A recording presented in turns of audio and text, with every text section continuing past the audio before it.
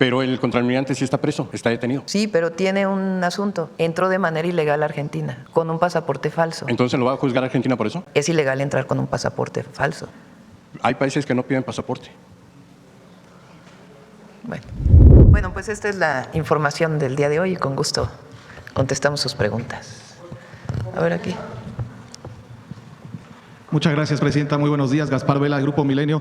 Preguntarle en primer lugar, el día de ayer el presidente de los Estados Unidos, Donald Trump, advirtió que su gobierno emprendería acciones contra el narcotráfico, ya que México no está asumiendo esta tarea. ¿Qué le responde al presidente de los Estados Unidos? Bueno, no dijo exactamente eso. Dijo, si no actúa, entonces Estados Unidos va a actuar.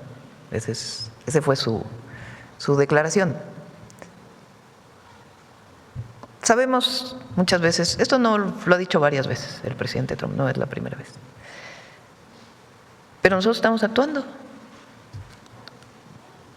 Hay una reducción casi del 50% en homicidios dolosos, 2.500 laboratorios deshabilitados, destruidos, personas detenidas, que por cierto las personas detenidas tienen, no es como antes que se detenían y no había una carpeta de investigación, son carpetas de investigación con pruebas de personas detenidas. Hay reducción del paso de fentanilo de México a Estados Unidos. Pero hay algo que la verdad nos llamó mucho la atención, ¿no? Y lo estuve platicando en el Gabinete de Seguridad. Es un documento, no el que salió ayer, porque el que salió ayer es el tema de que ellos conciben a las organizaciones de la delincuencia organizada como terroristas, que nosotros cambiamos la Constitución para proteger a México frente a cualquier idea de intervención directa en nuestro país. Pero lo más interesante es un documento que salió publicado hace 2 días por parte de Estados Unidos. Hoy lo expuso Luisa María Alcalde en el gabinete. Lo están trabajando todos para poderlo presentar aquí. El martes viene el gabinete a presentar el resultado de seguridad y vamos a tocar algunos temas de esto. ¿Qué es lo interesante del documento de estrategia de Estados Unidos que sale publicado hace 2 días? A ver si pones ayer lo pusimos, pero ya no nos dio tiempo de explicarlos, la carátula. Si quieres ponla. Es Estrategia Nacional de Control de Drogas de Estados Unidos. Si vamos al índice, está firmado por el presidente Trump. Préstamelo.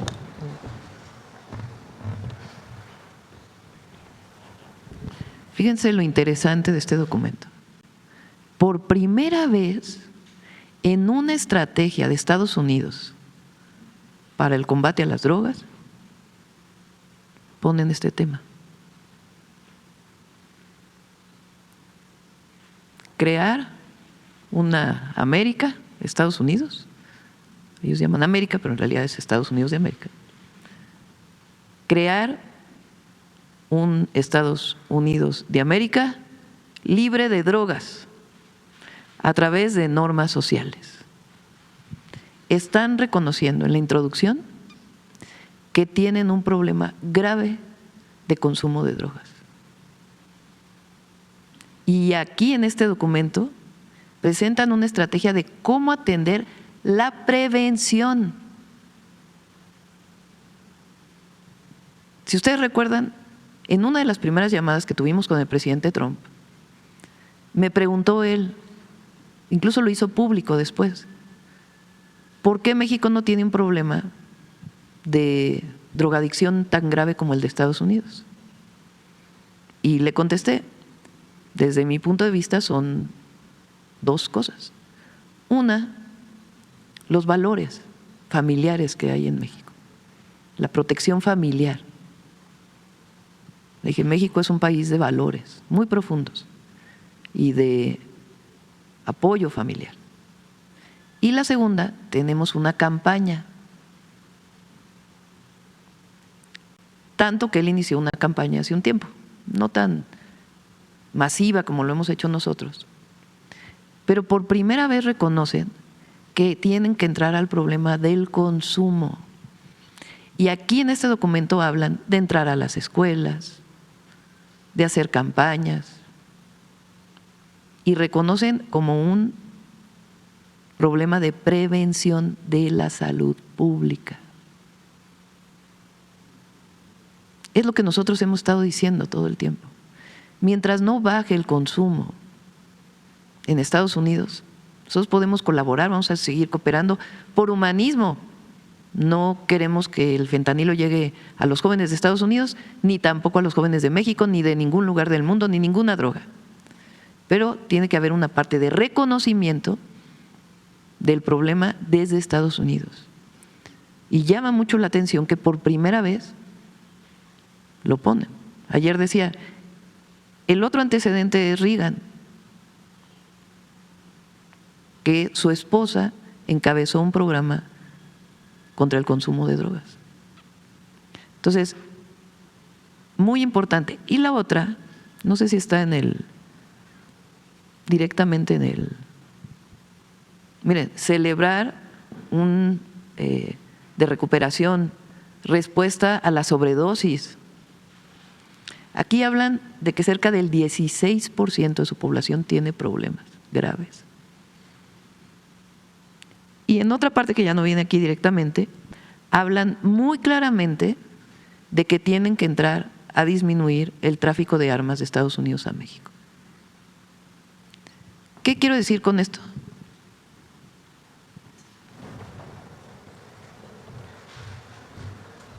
El diálogo conjunto ha tenido resultados en el marco del respeto mutuo. ¿Por qué? Pues porque hemos trabajado conjuntamente en varios temas. Lo que no queremos, pues es que se rompa la confianza mutua, que es uno de los 4 puntos. Pon los 4 puntos. El marco de la colaboración es respeto a la soberanía y la integridad territorial, responsabilidad compartida y diferenciada, respeto y confianza mutua. Eso es esencial. Pero se ha colaborado también y queremos que siga colaborando siempre y cuando tengamos estos 4 puntos muy claros, ambos países, sin violar soberanía. Que ellos reconocen lo que nosotros les pedimos desde el principio, reconozcan que tienen un problema grave de consumo y reconozcan también que al mismo nivel que está la disminución del tráfico de droga de México a Estados Unidos, a ese mismo nivel tienen que reconocer que tiene que parar el tráfico de armas de Estados Unidos a México. Y está reconocido en su estrategia. Presidenta, respecto a la declaración que también hizo el fiscal general de los Estados Unidos de que continuarán las acusaciones contra funcionarios mexicanos, ¿qué postura tiene su gobierno a este respecto? Pruebas, la que hemos tenido hasta ahora. ¿Qué hemos dicho? Envíen pruebas. Porque el tratado de extradición o de confianza mutua, de colaboración, pues tiene que ver con que se envíen pruebas. Lo he dicho yo muy claramente, nosotros no protegemos a nadie, pero para detener a alguien, pues tiene que cumplirse con la ley mexicana. Pruebas, que se envíen pruebas, y hasta ahora, pues no han enviado pruebas, incluso lo que publicaron, pues la única prueba que tiene la mostramos aquí, que es una hoja de papel que dice Juanito 30,000 pesos. Entonces, ¿tienen pruebas? Ahora, también queremos que ellos cooperen. México ha enviado más de 90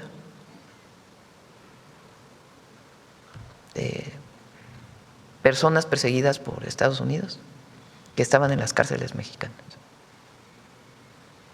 Nosotros hemos pedido que ellos envíen a cerca de 4 personas vinculadas con el tema del huachicol. No han enviado a nadie. Les hemos pedido que envíen a 2 personas vinculadas con el caso Ayotzinapa. No han enviado a nadie. Entonces, es responsabilidad compartida. Y si tienen algo contra algún mexicano, las pruebas, y aquí se juzga, de acuerdo con los criterios del sistema penal acusatorio y de la Constitución. Después de estas declaraciones, Presidenta, ¿se buscaría una llamada telefónica con el presidente de los Estados Unidos próximamente? Hay comunicación con ellos, y hay colaboración, hay coordinación, pero también siempre no queremos que haya injerencia ni intervención, y menos en asuntos políticos. Entonces, colaboración en el marco de los 4 principios.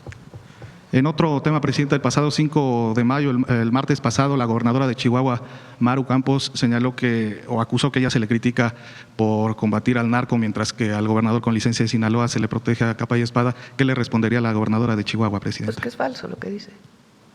Es falso y es notorio. A nadie se le persigue si no hay pruebas. Ahora, lo que hay en Chihuahua es colaboración con el gobierno de México. Ellos decidieron colaborar con el gobierno de Estados Unidos fuera de la Constitución y de la Ley de Seguridad Nacional. Entonces, por eso la Fiscalía abre una investigación. Así de sencillo. Finalmente, Presidenta, el martes también vimos entrar a Tatiana Cloutier aquí a Palacio Nacional, preguntarle de qué se trató la reunión. Qué bueno que preguntas. Desde ayer lo iba a decir, pero fueron tantas noticias.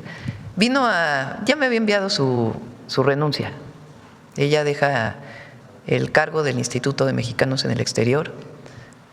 Hizo un extraordinario trabajo de mucha vinculación, sobre todo con los mexicanos en Estados Unidos, pero no solo, también con mexicanos en otros países del mundo, y ella quiere ir a trabajar a Nuevo León. Entonces, recuerdan que yo dije, bueno, todo aquel que quiera ir a competir a la elección del 27, pues tiene que dejar sus cargos. Entonces ella renuncia y va a Nuevo León, y bueno, tiene que seguir el criterio de Morena. ¿Ya le aceptó entonces la renuncia? ¿Ya está fuera del instituto, Tatiana Cloutier? Sí, a partir de, creo que el día de ayer. Muchas gracias, Presidenta. Sí, y es muy especial Tatiana, en el buen sentido. Es una mujer extraordinaria, la verdad. A ver, al compañero de ahí para que no digan que no. Gracias, Presidenta. Jorge Chaparro, de Mega Noticias. Presidenta, no sé si me permitiría hacer una pregunta a la Secretaría de Energía respecto de cuándo podría entregarnos el informe que le había pedido la Presidenta sobre el huachicol fiscal. Lo que nos decía es que ya lo tenían casi listo, pero no tenemos fecha todavía. No sé si la Secretaría la tenga ya más clara. Sí, me comprometí, Luz, a que las gráficas que han estado haciendo con Juan de producción, importación y consumo, las históricas y cómo se ha reducido esa diferencia. No sé en qué fecha se puede presentar. Por supuesto, cuando la Presidenta indique, ese trabajo ya está realizado. Se hizo a partir de un trabajo interinstitucional donde están todas las instituciones. Lo que hicimos fue por primera vez juntar en una sola base de datos, bueno, no es una base de datos, es un gran reservorio de información, un centro de información, todas las bases de datos de todas las instituciones que nos han permitido poder tener la trazabilidad completa desde la importación. Como saben, hay dos formas de tener los combustibles. Una forma es produciéndolos nosotros, entonces hay una trazabilidad desde lo que se produce, como la segunda forma es importando, y como la importación hasta el consumo final. Esa trazabilidad nos tomó pues mucho tiempo, muchos meses hacerla, porque estaba fragmentada en muchas áreas y en muchas bases de datos, y es lo que cuando la Presidenta indica se podría presentar. Perdón, Secretaria, esta trazabilidad que ya lograron, ¿les da también certeza sobre el monto y combustible que ingresó de manera ilegal al país? Bueno, nos da certeza sobre la trazabilidad de lo que se compra y cómo se consume.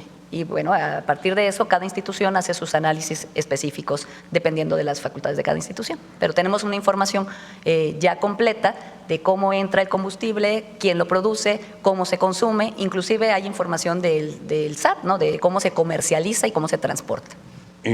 Y si me permitiera, Presidenta, una segunda pregunta, porque Gasolinas Bienestar, esta empresa que se creó para exportar a Cuba, cambió de nombre. No solo para exportar a Cuba, tenía bueno, en el varias informe que funciones. entregan a la SEC dices Sí. exclusivamente que para exportar a Cuba. No, entiendo que hay unas gasolinerías Bienestar. Sí, se cambió de nombre. Hay gasolineras Bienestar que están vinculadas principalmente con comunidades indígenas, que les permite tener una ganancia, y ese programa sigue avanzando.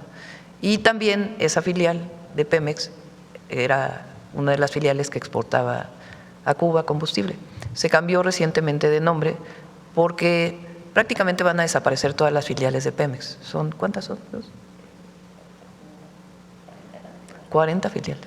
Entonces van a quedar como 3 o 4 nada más. Por ejemplo, la que produce fertilizantes, esta otra que ayuda a exportación, además de Pemex Internacional, que esa también se queda. Y se le puso el nombre de Servicios Logísticos. ¿Cambia también su función? Es decir, ¿adquiere nuevas funciones esta empresa? Sí, también, no solamente es la exportación y lo que tiene que ver con gasolineras del bienestar, sino también tiene otras actividades relacionadas con la logística de la distribución de los combustibles. ¿En México? En México, sí. ¿Y por qué entonces está en Pemex Internacional? No, aparte está Pemex Internacional, son 2 filiales. Gasolinas Bienestar está adscrita, está ¿por qué no subsidiaria explicas? a Pemex Internacional. Es que el arreglo administrativo de las filiales son similares a empresas, no son empresas privadas porque pertenecen al Estado, son parte de Pemex, pero son similares en su estatus administrativo. Por eso en la reforma lo que hicimos, de hecho las subsidiarias, las empresas, Pemex estaba integrado por subsidiarias y por filiales. En la reforma lo que hicimos fue que las subsidiarias, que también eran similares a empresas privadas, se integraran verticalmente en la estructura de Pemex y pudieran darse una operatividad como una sola empresa. En esta parte de la reforma que estamos haciendo, ¿por qué no lo hicimos en la primera etapa? Porque estas empresas filiales tienen condiciones administrativas mucho más complejas, porque son más similares a una empresa privada. Entonces, ahorita lo que estamos haciendo es integrarlas también. O sea, en la primera etapa integramos las subsidiarias a la estructura y ahora vamos a integrar las funciones que hacen estas filiales también a las funciones estratégicas de la empresa. Y es en el momento en el que estamos. Ya tenemos prácticamente lista la reforma y pues, estamos en los trámites administrativos para poder integrar a la estructura de Pemex las funciones de estas filiales. En ese mismo informe, Presidenta, que se entregó a la SEC, se habla acerca de… La pregunta que hicieron es si esta Pemex Bienestar, que ahora tiene otro nombre, es parte de Pemex. Es una filial de Pemex, es una filial de Pemex. No es subsidiaria. Las subsidiarias ya no existen. Ahorita ya solamente existen las empresas filiales y sí es una filial de Pemex. Gracias. Presidenta, en ese mismo informe, Petróleos Mexicanos da a conocer que en el 2025 se incrementó el huachicol en diferentes formas. Disminuyeron los pinchazos a los ductos, pero se incrementaron lo que llaman nuevas formas o formas más elaboradas para realizar el trasiego de combustible, trasiego ilegal, evidentemente. ¿Qué responde usted a esto? ¿Sí se incrementó el huachicol durante su… En marzo del 2025, que es justo cuando se encuentra el buque, había un porcentaje importante de huachicol fiscal, o sea, de combustible que estaba entrando al país de forma ilegal, o diciendo el importador que importaba nafta, que importaba otras cosas, y no diésel, que en realidad fue lo que se encontró. A partir de ahí, pues viene todo el trabajo que empezamos a hacer y las detenciones que se hicieron en su momento y que siguen, porque siguen las investigaciones de la Fiscalía. Pero sí hubo un aumento en febrero y marzo del 2025, por eso actuamos. Y eso pues ya se redujo de manera muy, muy importante. ¿Cómo lo hacemos? O sea, ¿cómo sabemos que eso es así? Si uno pone en una gráfica que quizá la próxima semana se pueda presentar, lo que se importa, lo que se produce y lo que se vende, pues debería ser igual, ¿no? Importación y producción, pues debería ser igual a venta, con algunas pérdidas que puede haber por el propio proceso de distribución del combustible, pero deben ser muy, muy similares. Si la venta es más alta, porque paga IVA, que la producción y el consumo, pues de algún lado está entrando el combustible. También puede pasar lo contrario y también puede haber problemas relacionados con que a lo mejor hay combustible que se importó que no necesariamente se vendió. Entonces, ese proceso sencillo, lo que hizo Luz Helena, que coordinó el trabajo, pues fue poner casi semana por semana qué empresas importaron, cómo lo importaron, dónde se distribuye, porque tiene un proceso, se importa, después viene una parte de las comercializadoras y después de ahí la venta a la gasolinera. Entonces, cuando hicimos esa comparación, nos dimos cuenta que en febrero y marzo del 2025 había aumentado la entrada de combustible ilegal, el contrabando de combustible. Y actuamos de inmediato. Se incautaron los barcos, se trabajó en aduanas para que ya no entrara ningún barco ilegal o que dijera que traía un producto cuando en realidad era principalmente diésel, es donde se concentra o se concentraba, por lo menos en esa época, la entrada de combustible o de contrabando de combustible. Se presentaron las denuncias ante la Fiscalía ha venido actuando y se pusieron controles para evitar que esto ocurra. Y Luz Helena tiene una reunión semanal para dar revisión a todo esto. Entonces sí hubo un aumento en febrero y marzo y por eso todo el trabajo que hicimos. Ok. Presidenta, precisamente sobre estas investigaciones que realiza la Fiscalía General de la República, tuve oportunidad de acceder a la orden de aprehensión que se giró en contra del contraalmirante Farías, que está detenido en Argentina. En ese documento se cita al senador Adán Augusto López como probable participante en el huachicol fiscal. Le he preguntado a usted y me dice que… Es la al menos, Fiscalía, a ver, cada quien su parte. claro, pero que la Fiscalía no le ha informado, por lo menos, no le ha informado a usted de… Tiene que informar la Fiscalía. O sea, el Ministerio Público tiene una función, nosotros tenemos otra. Ellos tienen la función de investigar y en todo caso, con las pruebas suficientes, abrir o pedir una orden de aprehensión, de cateo a un juez y que el juez revise esas pruebas para poder lanzar una orden de detención. No tengo conocimiento si aparece el senador, no lo tengo, porque muchas de las investigaciones la Fiscalía no las comparte con nosotros y qué bueno, claro, porque es una función de la Fiscalía es autónoma. Lo que trabajamos es una coordinación permanente. Entonces la Fiscalía pues tiene que contestar a esta pregunta particular que estás haciendo y a otras preguntas relacionadas con las carpetas de investigación. Se lo pregunto porque el gobernador Rocha está acusado de delitos muy graves, pero… No, discúlpame. El gobernador Rocha vino una orden de Estados Unidos para su detención urgente. Claro. Todo lo que trae esa orden, ¿qué hemos dicho nosotros? Pruebas. Claro. La Fiscalía abre su propia investigación, porque es obligación de la Fiscalía. Sí. Pero hay que poner todo en su justo término. Las acusaciones no las hace México, las hace Estados Unidos, pero Sí, son graves. pero tienen que tener pruebas. Eso ya se deberá de ver en el juicio, presidente. No, no es en el juicio. Con todo respeto, es un juicio de extradición. Por eso, a ver, aquí lo explicó Luisa María. Porque cuando se usan palabras, hay que tener el sustento de las palabras. Claro. Y repito nuevamente, nosotros no protegemos a nadie, absolutamente a nadie. Si hay pruebas, adelante. Pero tiene que haber pruebas. Sí. Presidenta, Así de sencillo, pruebas. yo no estoy prejuzgando sobre No, la sí. inocencia o no del gobernador. Bueno, estoy diciendo qué bueno. que hay acusaciones en su contra en Estados Unidos que son graves. Que falta que No, lo dijiste pruebe, otra lo cosa. deberá probar. Dijiste otra cosa. Perdóneme si me equivoqué. Sí, de lo acuerdo. que estoy diciendo es que hay acusaciones graves en contra del gobernador. Sí, que tienen que tener pruebas. Eso se deberá probar en un juicio. Me No parece necesariamente, pero bueno, Bueno. adelante. bien. O sea, en la carpeta, para detener a una persona, tiene que haber pruebas. Yo lo he explicado aquí muchas veces. ¿Cómo está el sistema penal acusatorio en México? ¿Y por qué a veces la gente dice, ¿por qué no se detiene a una persona? Si una persona dice, esta persona robó ayer mi bolsa, por favor, policía, deténlo, el policía no la puede detener. Si no fue en flagrancia, no lo puede detener. Tiene que ir esta persona a denunciar al Ministerio Público, hacerse la investigación y tener una orden de aprehensión. Este sistema penal acusatorio se aprobó hace años en México y entró en vigor en el 2015. Así está el sistema penal acusatorio. Es un sistema que se hizo principalmente en la época de Calderón y en 2015 desde antes entró en vigor.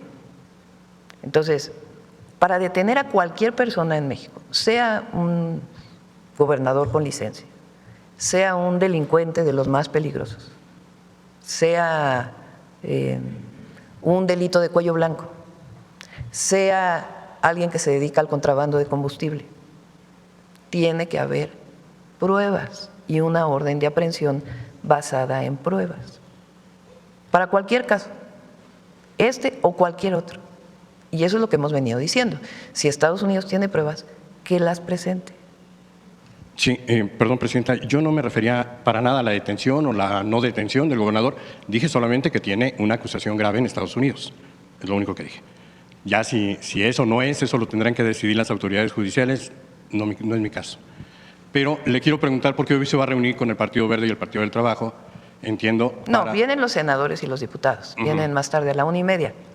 No es una reunión con los partidos, son los senadores y diputados del movimiento. Y quiero agradecerles, porque realmente se aprobaron muchísimas leyes, reformas constitucionales. Por cierto, hoy sale publicada la reforma para el feminicidio, para la atención de feminicidio de la misma manera en todo el país. Tiene que venir una ley. Entonces quiero agradecerles. Y hay en este momento en la discusión en el Congreso una ley importante que es la reforma al Poder Judicial, una segunda parte de esta reforma que pues, serviría para ordenar un poco más la elección de jueces y sobre todo llevarla a 2028 y evitar que se contamine o se junten con la elección del 27.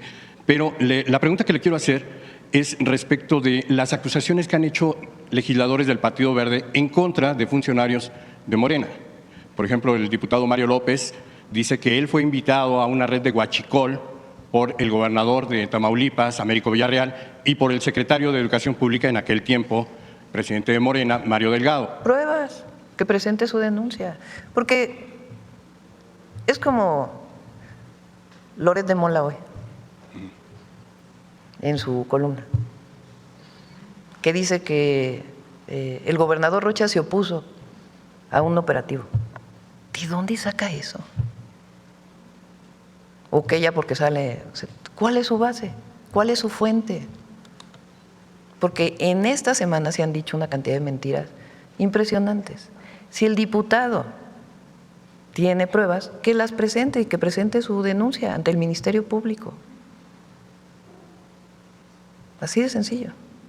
Y también hay acusaciones de un senador chiapaneco que señala al cónsul de Miami, también igual de estar coludido con la delincuencia organizada. Más allá también hay muchas acusaciones contra gobernadores de oposición. También hay muchas acusaciones contra presidentes municipales. ¿Qué tiene que ser la autoridad?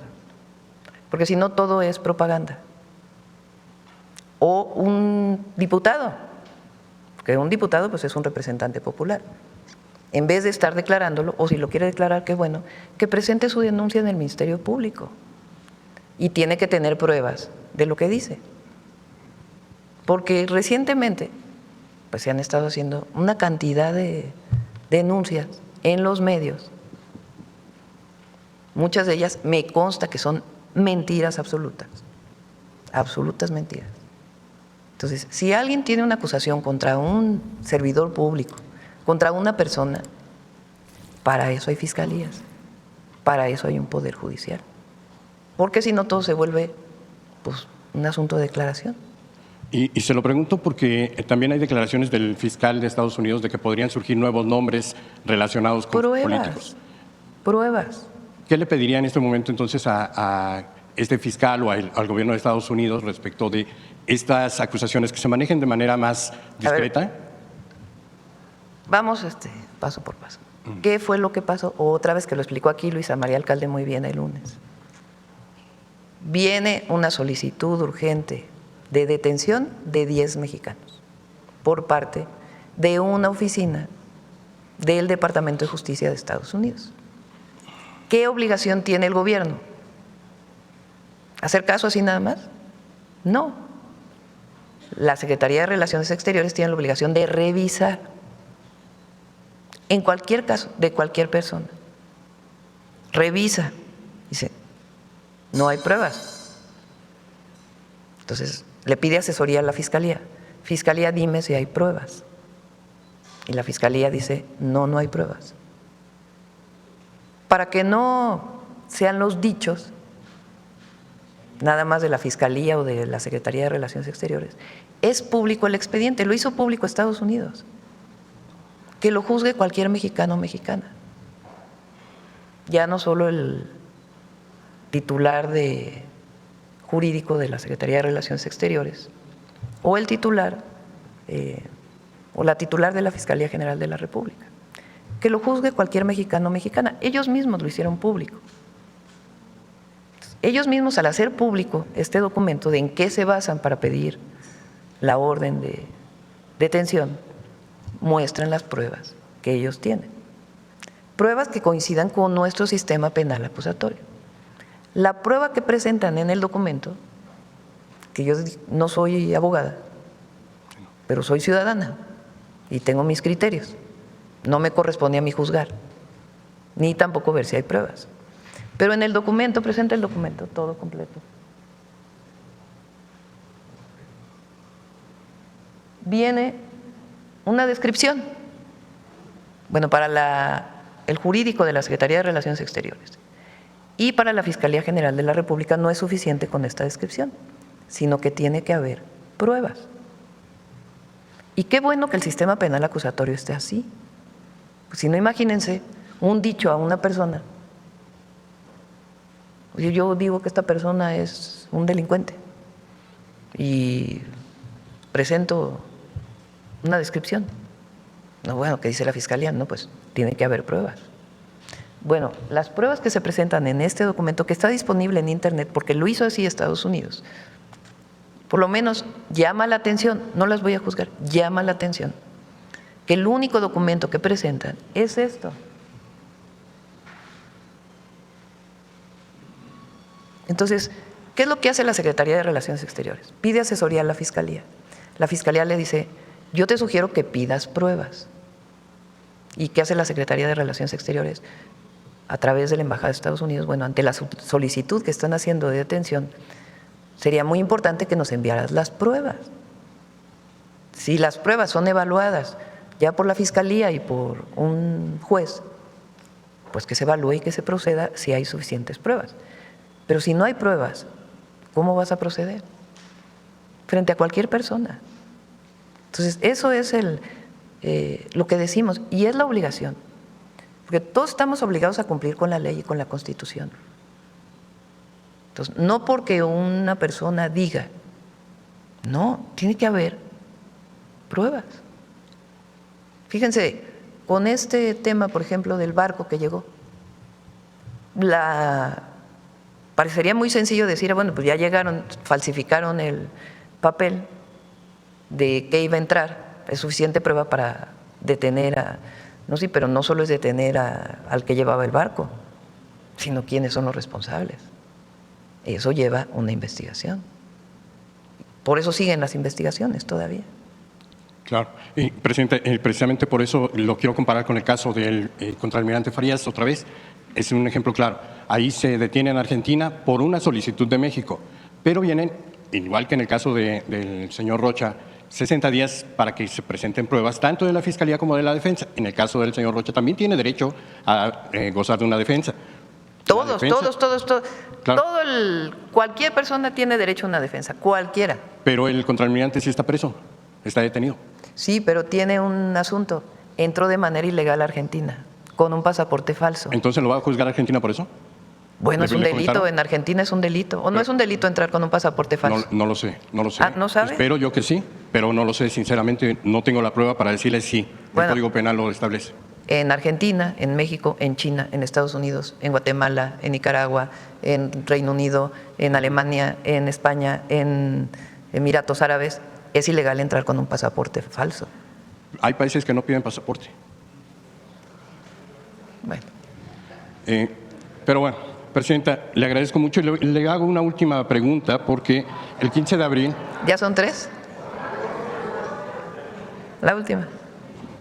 El 15 de abril, mis compañeros Marco Campillo y un camarógrafo asistieron a un módulo de registro de credenciales universal para IMSS Bienestar. Ellos estaban apartados de la gente porque evidentemente pues estaban entregando datos personales y no era el momento. Era solamente atestiguar cómo se estaba llevando a cabo esta credencialización. Y fueron agredidos por una señora que se llama Irán Edith Rodríguez Becerra y es delegada de Bienestar en Coyoacán. El día anterior había sido agredida otra compañera de Radio Fórmula que igual… Pues muy mal, está muy mal. No deberían de ser agredidos y pueden presentar con gusto su… Nos dimos a la tarea de investigar a esta señora y resulta que tiene acusaciones de abuso de autoridad, privación ilegal de la libertad, discriminación y extorsión. Me gustaría saber si... ¿En dónde salen esas denuncias? Está en Coyoacán, es delegada del Bienestar. ¿Pero de dónde vienen esas denuncias? Fueron presentadas por sus propios colaboradores. ¿Pero cómo, en dónde lo revisaste eso? Ellos se acercaron a mi compañero después de la agresión y le dijeron que esta señora... O sea, no es una denuncia formal. Está presentada las denuncias formales ante la Fiscalía de la Ciudad de México. Bueno, con gusto lo revisamos, claro que sí. Perfecto, gracias, presidente. Vamos. A ver, Hans. Buenos días, presidenta. Hans Salazar, de Noticiero en Redes.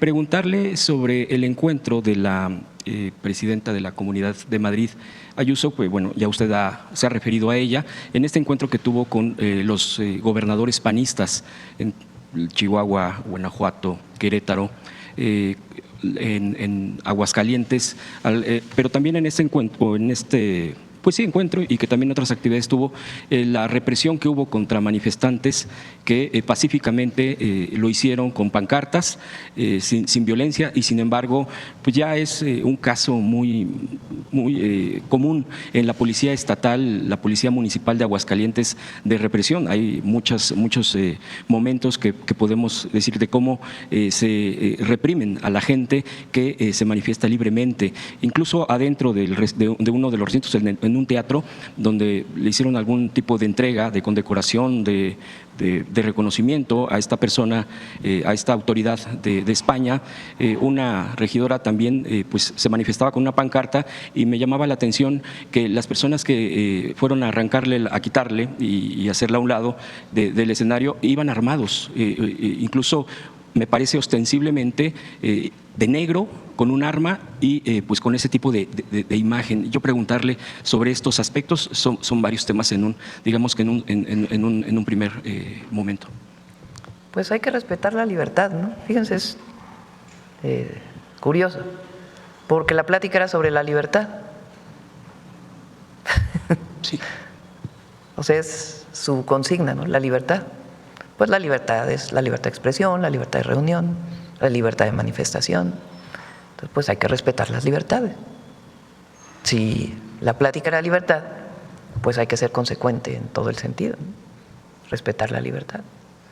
Ahora, lo interesante, creo, para todos, es la decisión que toma el PAN, que yo, aunque vayan a salir juntos o separados, siempre vamos a decir el PRIAN, porque pues demostraron siempre que están unidos. En todo caso, como está tan desprestigiado el PRI, pues están viendo a ver si ahora tienen una oportunidad separados, ¿no? Pero es muy interesante a qué convoca el PAN, un partido, el PRIAN, ¿a quién convoca? Para hacerle un cónclave, una reunión. O sea, ¿quién admiran? O sea, no trajeron yo creo que ya Aguilar Camín, Krause, pues ya no dan para levantar la popularidad de ellos. O sea, no son intelectuales mexicanos. No, traen a Ayuso, de Madrid, que es la derecha de España. Esa derecha de España que reivindica y que vino a reivindicar, nomás que se arrepintieron de hacerlo, ya lo habían anunciado. Venían a reivindicar a Hernán Cortés, a hablar mal de los programas de bienestar, porque es las dos cosas que han hecho.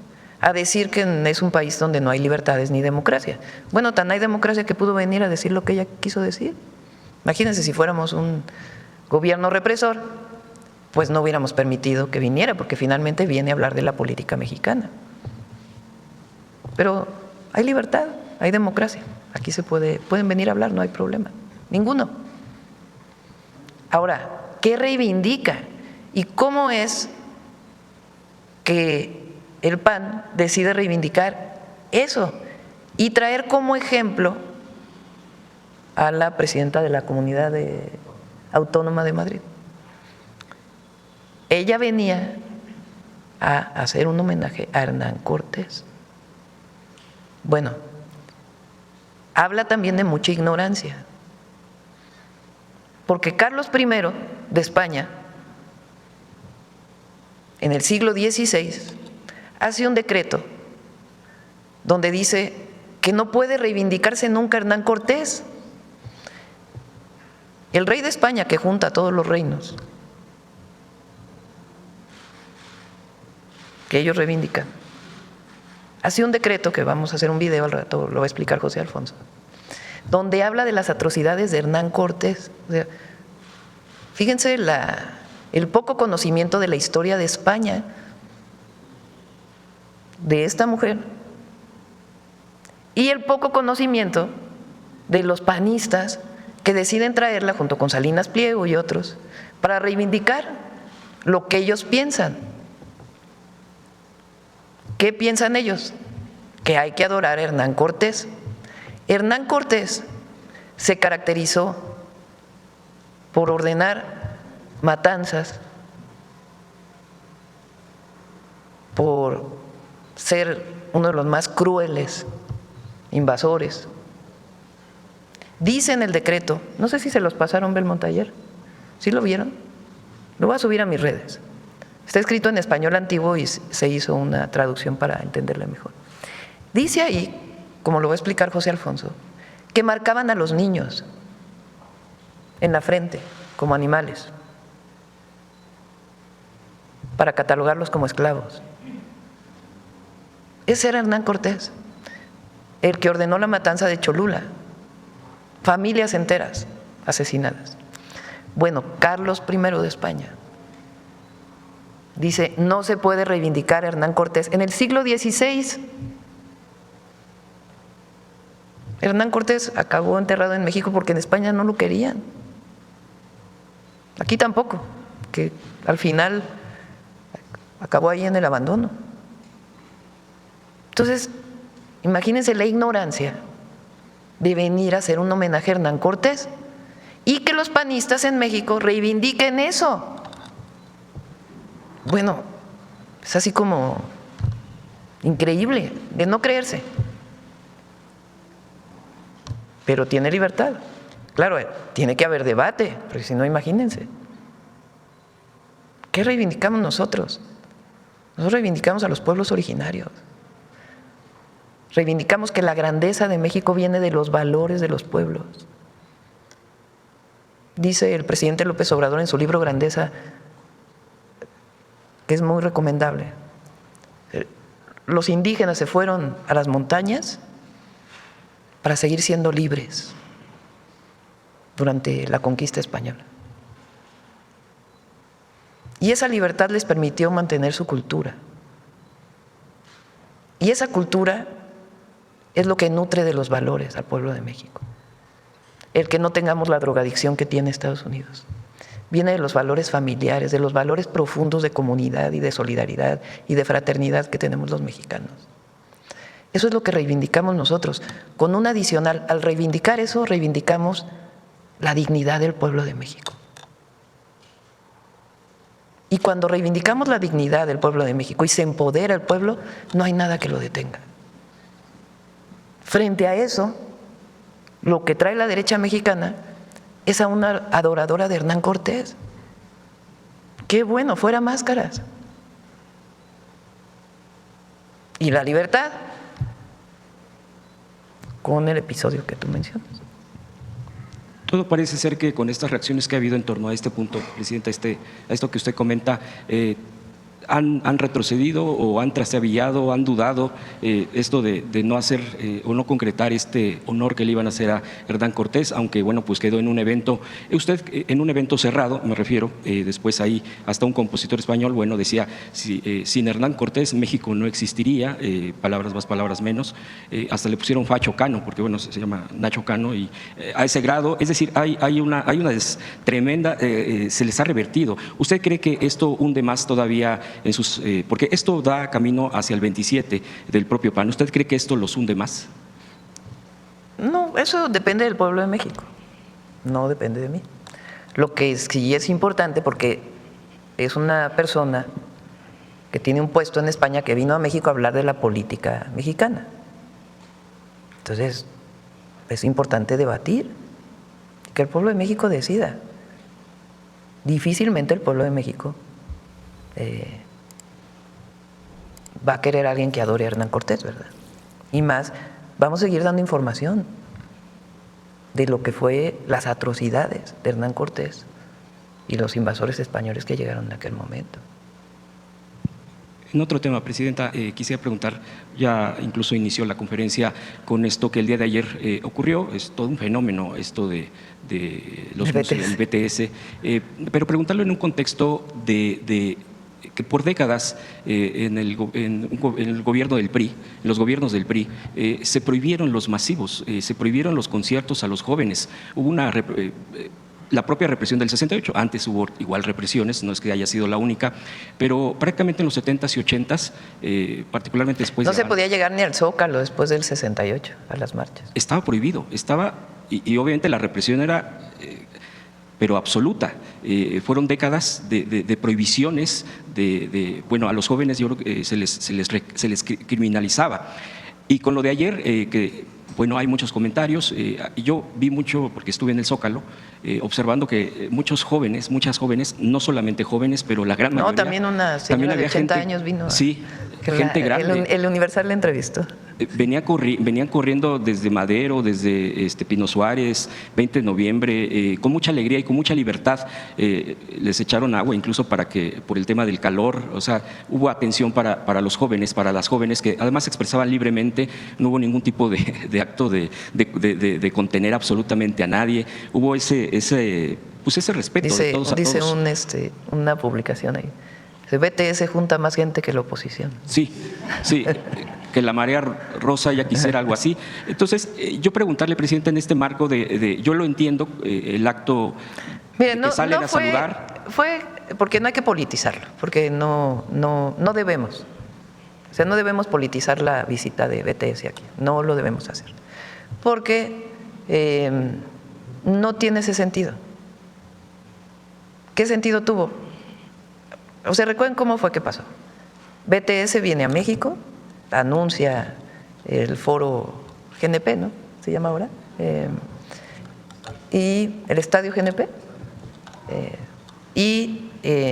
Abren 3 conciertos, si mal no me equivoco, 3 conciertos. Y se acaban en 5 minutos los boletos. Y viene un enojo de todos los jóvenes que querían, o todas las jóvenes que querían entrar, grandes.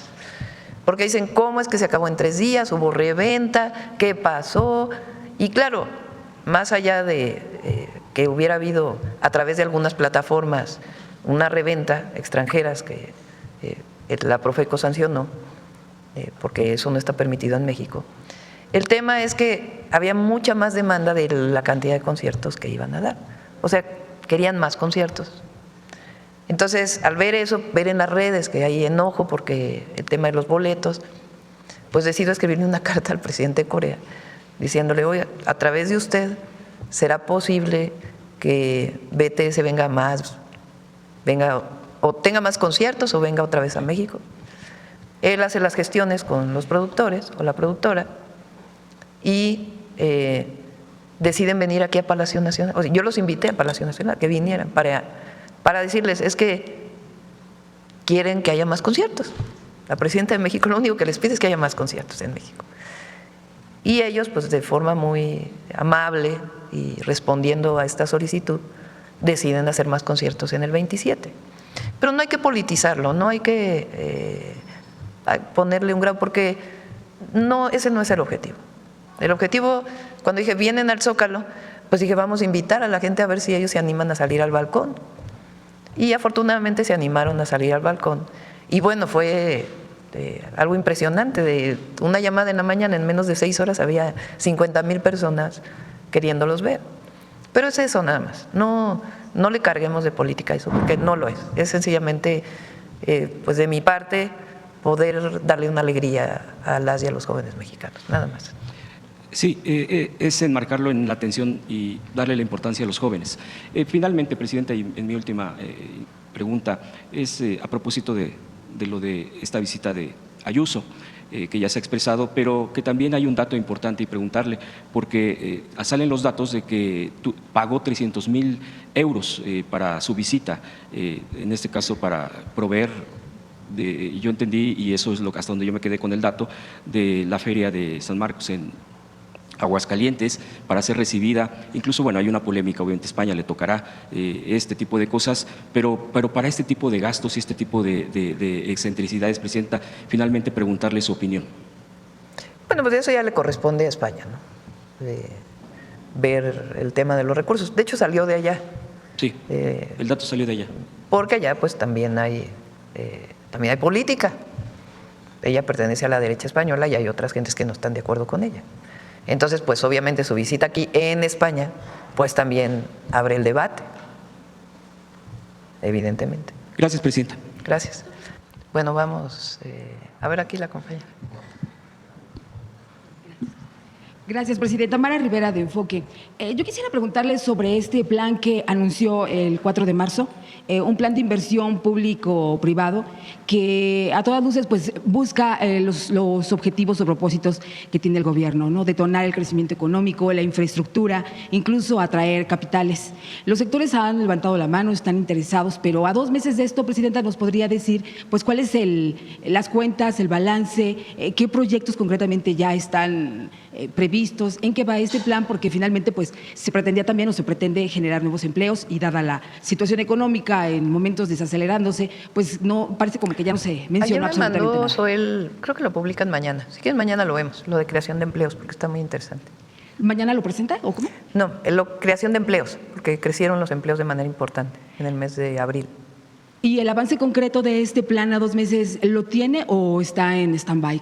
No, ¿Qué pasa? se está haciendo. Es parte de lo que les decía, que ojalá y acabáramos con toda la burocracia. En energía, bueno, ¿por qué no lo explicas, Luz? Gracias. En energía, esta combinación de proyectos privados y mixtos suman más de 740,000 millones de pesos. La parte de proyectos privados ya está en marcha, se hizo una convocatoria desde octubre del año pasado, tuvo mucho éxito y ahorita están en procesos ya tienen sus permisos de generación otorgados y ahorita están en procesos de las ingenierías para iniciar las construcciones en este año, ¿no? Y en algunos casos pues hay consultas y cosas que hay que terminar para poder empezar a construir, pero ya están los permisos de generación otorgados. Los proyectos mixtos de la CFE en este momento se están evaluando, también se lanzó una convocatoria, tuvo muchísimo éxito. Nosotros íbamos por 7,500 megawatts de generación de energía y recibimos el doble de megawatts en proyectos y ahorita está en proceso de evaluación. Esos permisos se van a otorgar a finales de este mes, de mayo, y pues también la idea es que empiecen en este mismo año las construcciones. Después del permiso de generación pues se hacen las ingenierías y todo esto para empezar las construcciones y como anunciamos también ya facilitamos, ya está en operación la ventanilla en la CENER de permisos para hasta 20 megawatts, que eso fue una petición que nos habían hecho desde el año pasado, esa ya está, y ahí concentran 9 trámites en uno y también los permisos, si son permisos para autoconsumo o aislado, van a salir en un mes. Entonces, toda esa parte de tramitología ya avanzamos muchísimo y ya la resolvimos. Y en esta semana, el día de mañana, se publican mañana lo sacamos al diario, pero se va a publicar la nueva convocatoria tanto para proyectos privados como para nuevos proyectos mixtos estratégicos con la CFE y los proyectos de almacenamiento. La idea en este año es tener todos los proyectos de generación otorgados y en curso para poderlos concluir antes de que termine la administración. De hecho, se van a empezar a concluir 2027-28.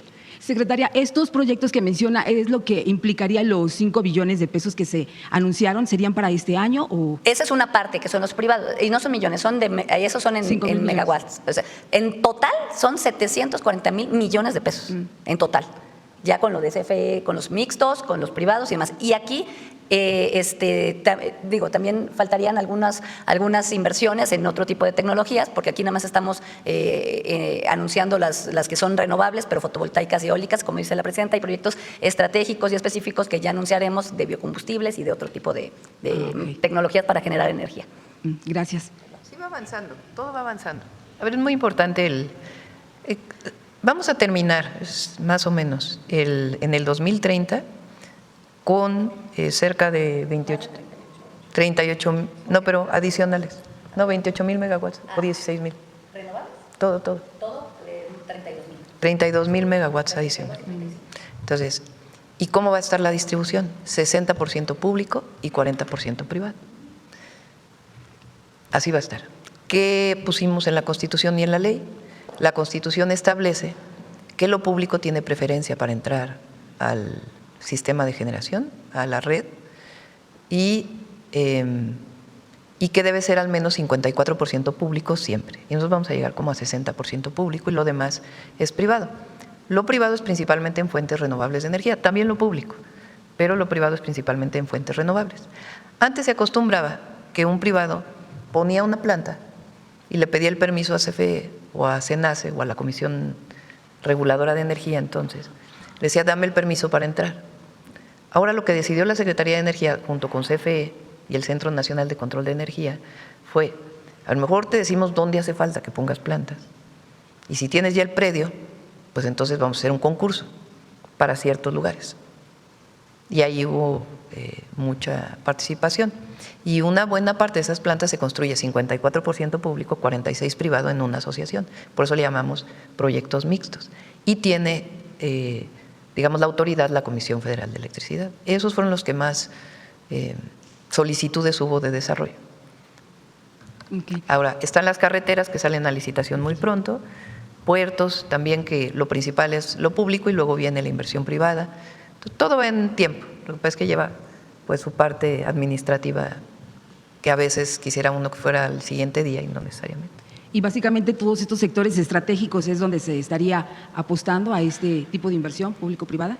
Hay una inversión pública, que es, digamos, la que jala todo, y después viene la inversión mixta, donde el Estado, por las características que lo hicimos distinto a como eran las famosas APPs, las asociaciones público-privadas, el Estado nunca pierde la propiedad, nunca la pierde. Y no son concesiones, sino sencillamente entra recurso privado para poder hacer la obra y nunca se pierde la propiedad de una carretera, por ejemplo. Okay. Presidenta, hoy probablemente la Junta de Gobierno del Banco de México reduzca 25 puntos base la tasa de interés, que quedaría alrededor de los 6.25. Pon la inflación. Que sí, bueno, dio un respiro, por cierto, la noticia. inflación, el dato hoy, pero siguen los productos agropecuarios pegando fuerte, ¿no? Ya el jitomate a 66 pesos el kilo, en fin, que digamos que es donde pues se está lidiando. Está un poco más bajo el jitomate. ¿Qué es lo que está afectando, digamos, a la gente? Porque es importante más allá de los indicadores. El precio del jitomate, el chile también subió mucho de precio. ¿Por qué es esto? Porque hay menos producto este año. Particularmente Estados Unidos está importando mucho, porque hubo helada en Florida y pues no tuvieron la producción que esperaban. Y en México también hubo un problema de una plaga que tuvieron la producción de jitomate, entonces hay menos producto y eso encarece el jitomate.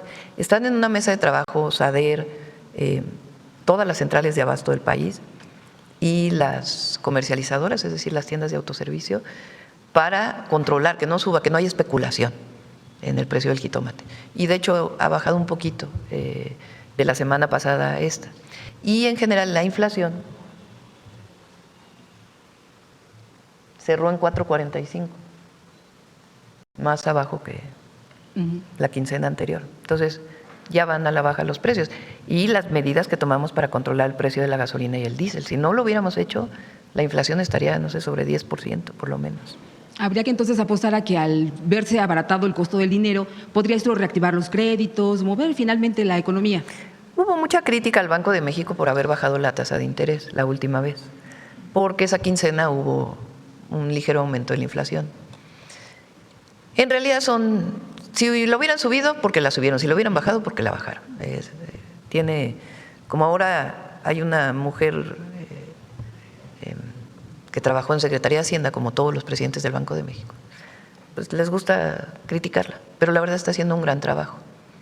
¿Y por qué es importante que bajen las tasas de interés? Porque reactivan la inversión.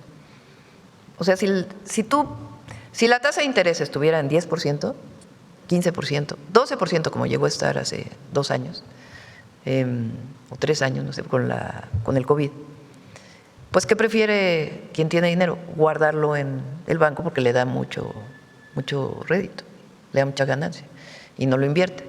Si bajan las tasas de interés, pues la gente dice, pues me va a dar lo mismo, mejor invierto. En una explicación muy digamos, extremadamente sencilla. Entonces, que bajen las tasas de interés es muy bueno porque reactiva la inversión. No sé cuál vaya a ser la decisión del Banco de México hoy, hay que esperar, pero fíjense la buena decisión que tomaron la vez pasada. Vuelven a bajar la tasa de interés y ya va bajando la inflación, es decir, no necesariamente son compatibles, hay que estudiar por qué sube la inflación. Okay.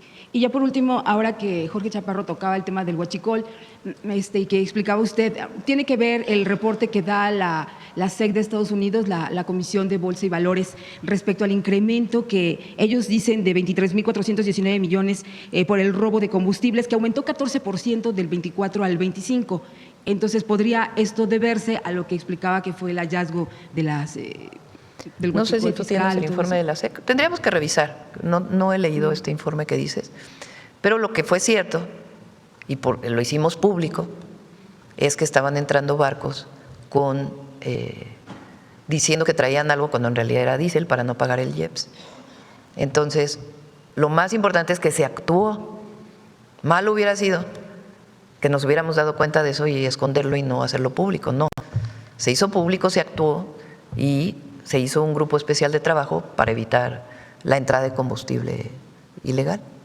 ¿Esta denuncia sería solo la estrategia que tendría su gobierno contra este delito o es parte de lo que nos van a informar después, la estrategia contra el huachicol? No, se está haciendo muchísimo. Se hace por parte de la Secretaría de Seguridad y Protección Ciudadana, por parte de la Guardia Nacional. A ver si pones la foto del QR. Ahora, todas las pipas que traen combustible necesitan tener un sello que les pone la Comisión Nacional de Energía. Pero a ver, bueno, está bien ahí. Entonces, todos los que cargan petrolíferos, gas LP, petroquímico, tienen que tener el QR. Si un guardia nacional en carretera los para, desde su teléfono están ya capacitados para saber si es real o no es real el QR, y si no traen el QR, pues incautan la pipa. O sea, desde esas medidas hasta medidas de revisión permanente desde el SAT, hasta el control que se está haciendo en las aduanas. Entonces ya ha bajado muchísimo, muchísimo. Vamos a ver sobre el tema, sobre el gas. A ver sobre el tema.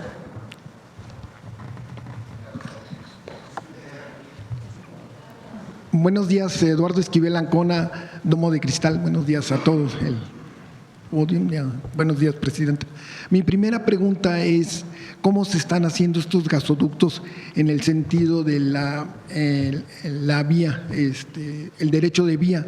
Porque hay muchos problemas. Estoy viendo que en Sonora, Guaymas, El Oro, los pueblos yaquis están, no están muy de acuerdo con que pasen sus tierras. ¿Cómo se está viendo este problema de los… Como lo hacemos en todos los casos. Cuando hay por Constitución, hoy por la Constitución, si hay una obra nacional que pasa por algún territorio que pertenece a los pueblos originarios, a pueblos indígenas o afrodescendientes, tiene que haber una consulta indígena. Entonces, y se hace con una metodología establecida por el Instituto Nacional de Pueblos Indígenas. Y en los otros casos, pues se consensa con la gente. Se va comprando el tramo en donde va a pasar el gasoducto y en caso de que sea una obra privada, pues ellos la pagan. En caso de que sea una obra pública, pues la paga el gobierno. Y es por consenso, hablando con la gente, explicándoles por qué es importante la obra y va abriendo. En algunos casos lleva tiempo, pero nunca vamos a hacer algo que esté en contra de la población, sino explicando y dialogando.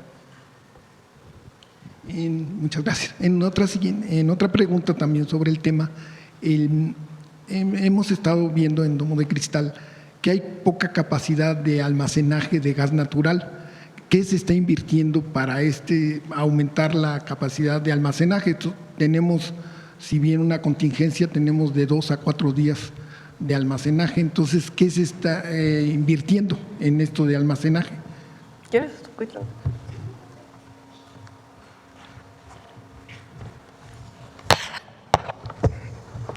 Bueno, dentro de los planes a varios años está considerado analizar opciones de almacenamiento en el país. Hay dos tipos de almacenamiento que son de nuestro interés: el que puede garantizar el gas natural a las demandas que tiene CFE, y uno que es a las demandas que tiene Senagas, que es operativo. Entre las demandas para satisfacer la de CFE, se tiene pensado dos opciones: los campos agotados de los yacimientos de petróleo. Se tiene uno en el norte, llamado Brasil, y otro en el sur del país, el JAF. Así también se tienen dos opciones en cavernas salinas, una en Chihuahua y otra también en el sur del país, en Veracruz. En nuestro caso, hemos analizado uno de los que pensamos es más viable, acompañados del Instituto Mexicano del Petróleo, que es el caso GAF. Ahí estamos hablando de 10,000 millones de pies cúbicos que se podrían almacenar y que podría desarrollarse. En el caso del campo Brasil, que está en Tamaulipas, ahí se tiene mayor capacidad, es de 31,000 millones de pies cúbicos lo que se podría almacenar. Eso implicaría más o menos 3 veces lo que actualmente podríamos tener hoy para el consumo nacional. Entonces es bastante. Ahora bien, la cuestión es analizar financieramente la conveniencia de la inversión contra lo que se podría utilizar. Los casos críticos que hemos tenido solamente se han repetido una vez en 5 años. Entonces, el uso sería algo similar, una vez cada 5 años, si es que llegara a suceder. Entonces, sí habría que valorar el monto de la inversión tan grande por un uso de una sola ocasión.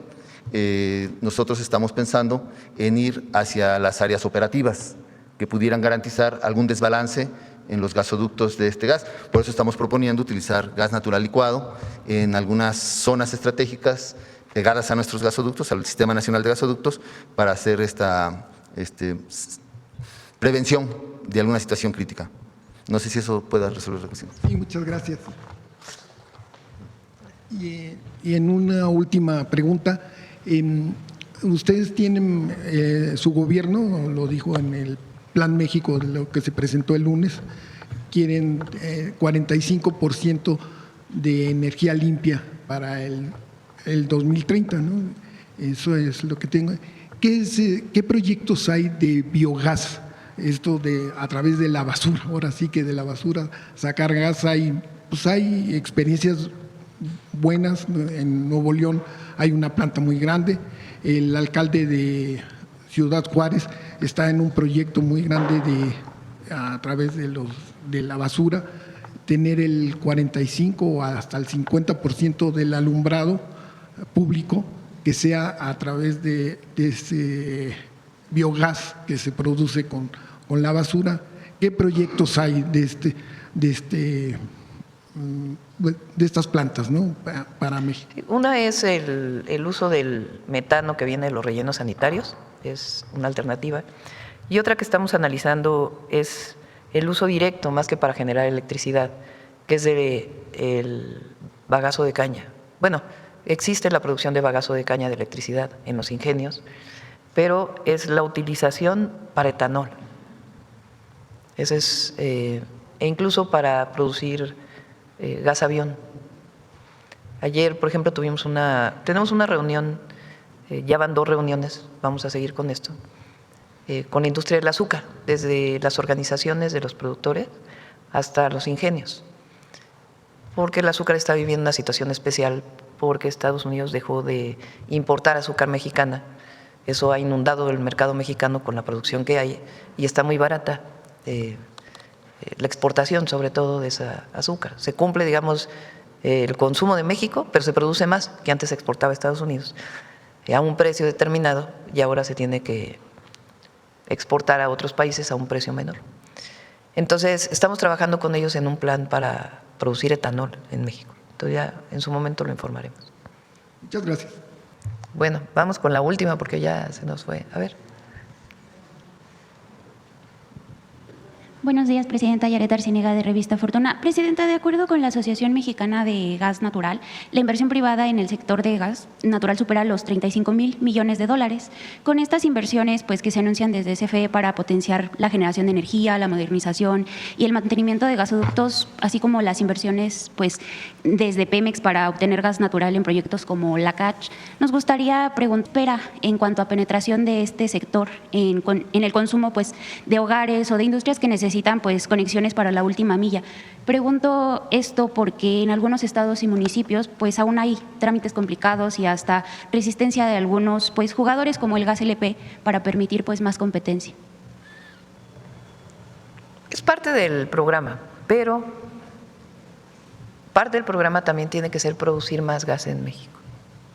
Por eso el grupo de trabajo convencional, porque nosotros importamos 75% del gas que utilizamos y nuestro objetivo es la soberanía energética. El objetivo de cualquier país es la soberanía energética, ampliar sus capacidades de producción de combustibles o de fuentes renovables de energía para no depender del exterior. Entonces, hoy el gas que tiene, digamos, contratado Comisión Federal de Electricidad en el largo plazo, esencialmente es para la generación eléctrica de base en las plantas de ciclo combinado. Pero nuestro objetivo es aumentar la producción de gas en México. Y de ahí pues ya haber otros usos del gas, no necesariamente para la generación eléctrica.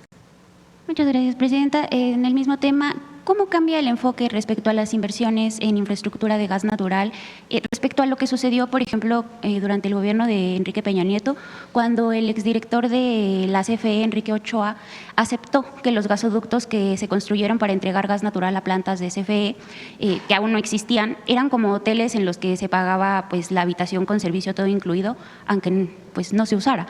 Esa política pues generó infraestructura ociosa. Recuerden que el presidente López Obrador hizo una renegociación de todos los contratos de gas. Peña Nieto, y desde antes se quedó una negociación muy onerosa para Comisión Federal de Electricidad. Como son muchos de los contratos que todavía estamos revisando en Pemex, muchos disminuyeron, pero todavía hay contratos donde se paga mucho.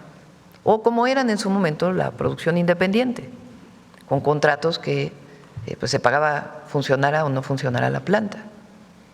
Entonces, se hicieron contratos con empresas de Estados Unidos para importar gas, empresarios mexicanos que tenían los gasoductos, y eran contratos leoninos como tal.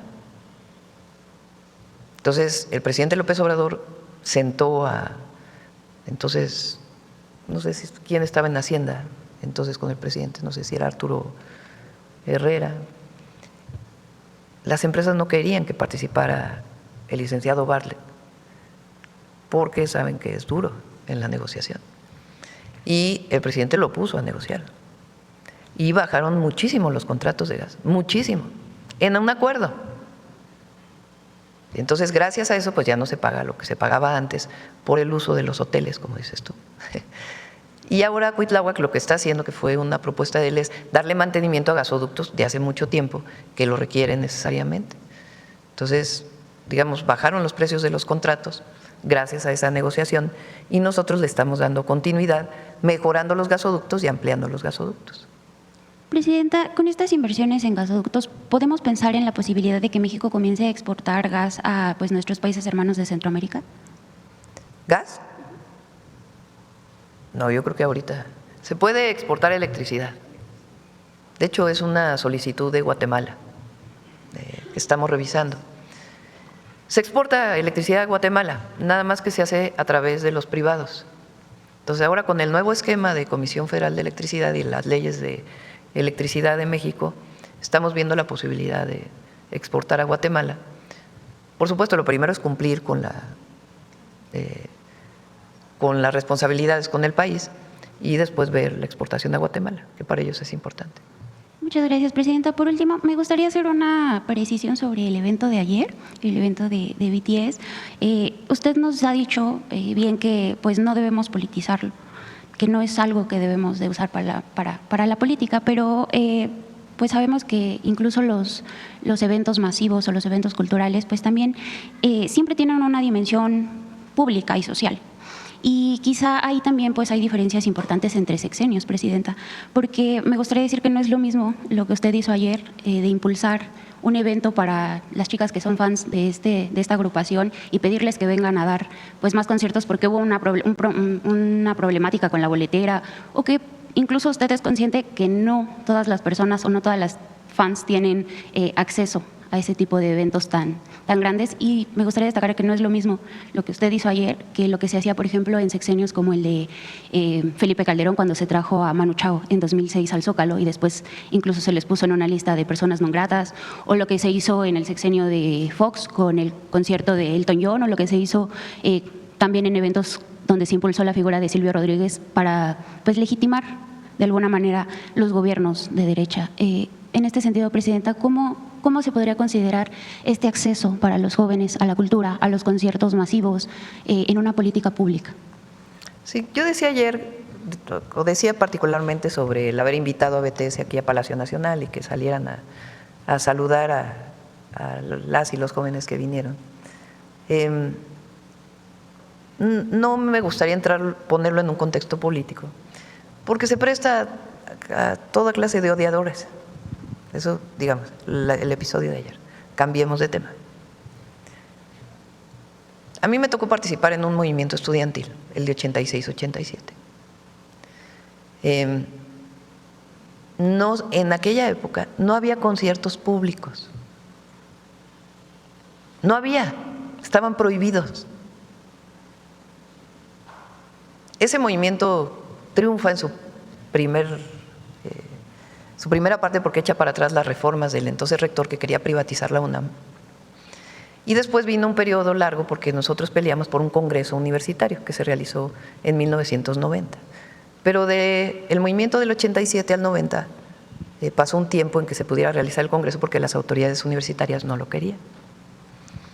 Entonces organizamos conciertos en las islas de CEU. Organizamos un gran concierto, fue el primer concierto público que se hizo. Y queríamos que fuera Silvio Rodríguez. Me tocó ir a invitar a Silvio Rodríguez, porque estaba en México.